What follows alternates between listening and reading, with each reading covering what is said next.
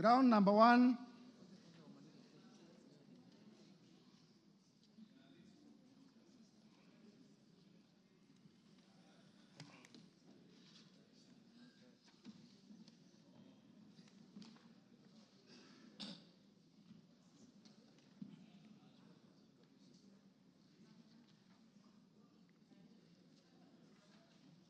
briefly. On ground number 1, Mr. Speaker, we have alleged that the Deputy President has grossly violated the Constitution, and particularly Article 10(2)(a), Article 10(2)(b) and C, Article 27, Article 73, Article 75, Article 129, Article 147, and Article 131. Mr. Speaker, for clarity, allow me to read out the specific provisions so that members may relate with what we are saying.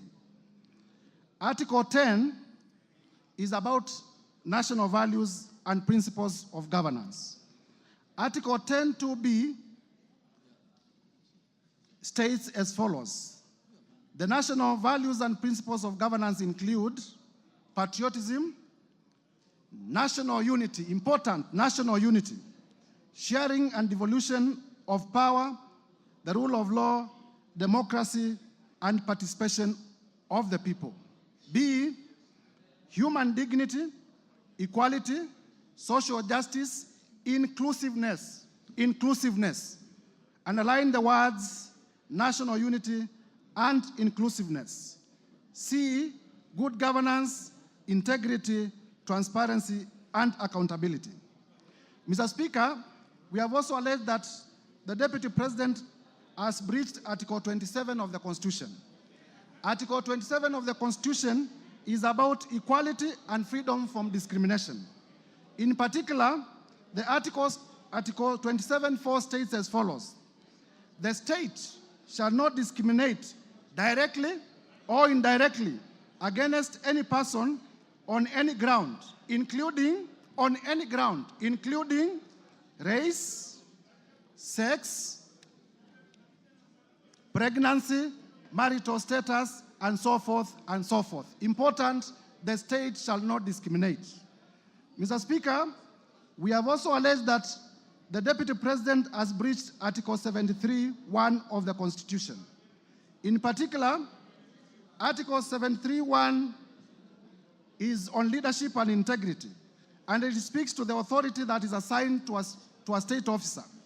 And it states as follows: Article 73(1)(a), that the authority assigned to a state officer is a public trust to be exercised in a manner that is consistent with the purposes and objects of this Constitution. Article 73(2)(b) states that the guiding principles of leadership and integrity include objectivity and impartiality in decision-making and in ensuring that decisions are not influenced by nepotism, favorism, underline favorism, other improper motives or corrupt practices. Mr. Speaker, we can go on and on to demonstrate in Article 75,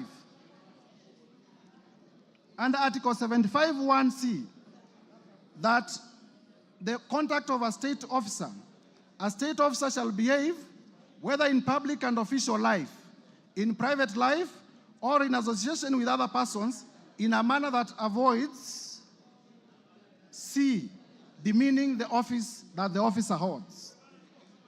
Mr. Speaker, I am taking time on this one because it is important to demonstrate that the Deputy President has not lived up to the high calling of the office that he holds, and thus has violated the Constitution. Article 129 is about the principles of executive authority. And particularly, we have said that the Deputy President has breached Article 129(2). Article 129(2) states that the executive authority shall be exercised in a manner that is compatible with the principles of service to the people of Kenya and for their well-being and benefit. We have also alleged that the Deputy President has breached Article 147 in conclusion on this particular ground. And Article 147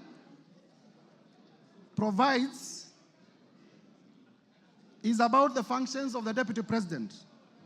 And it provides that the Deputy President shall be the principal assistant to the President and shall deputize for the President in the executions of the President's functions. Article 131 is the one that provides for the authority of the President. And under 131(2), it provides as follows: that the President shall A, respect, uphold, and safeguard the Constitution, and C, promote and enhance the unity of the nation. Promote and enhance the unity of the nation. Mr. Speaker, it is our allegation that on numerous occasions in the last 2 years, the Deputy President has used divisive language. He has described the Kenya government as a company. He has described the Kenya government as a shareholding company, where it is only the shareholders of the company who should benefit. And it is our contestation that that particular shareholding language contradicts and contravenes and violates all the provisions of the Constitution that I have highlighted above. Mr. Speaker, the Constitution does require, even at the preamble, recognizes that Kenya is a multi-ethnic society. We have about 45 ethnic groups in this country, big and small. And all of them are recognized by our Constitution, and all of them need to enjoy their equal rights. And the Deputy President has consistently told Kenyans in several places of this country that some will benefit from government and others will not benefit from government.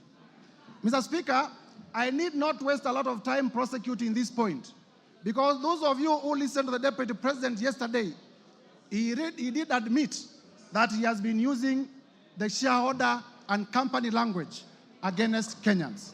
The only thing that he did, and when there is an admission by the accused person, the prosecution does not need to prove a point.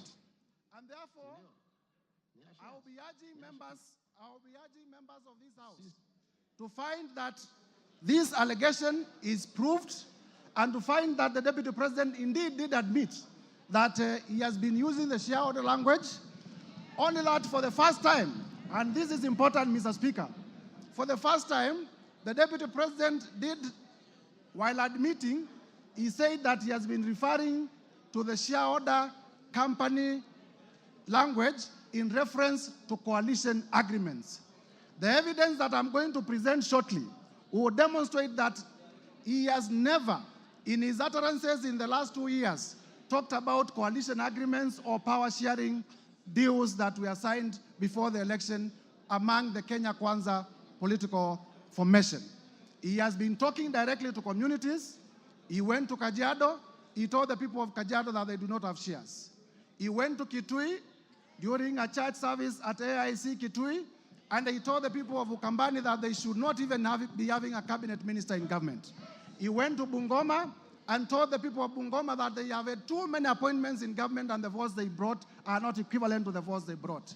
He went to Nandi and told the people of Nandi that they are a major shareholder and they will benefit more than others in this government. And he has been using the language in direct reference to communities, not to political party formations. Mr. Speaker, without belaboring this point, allow me now to request that the evidence on ethnic profiling and divisive shareholder politics as contained in Video 1 and Video 4 be played for the House to take note of the evidence. Hii serikali ni kampuni na ni ya shares. si ndio? Ni ya shares.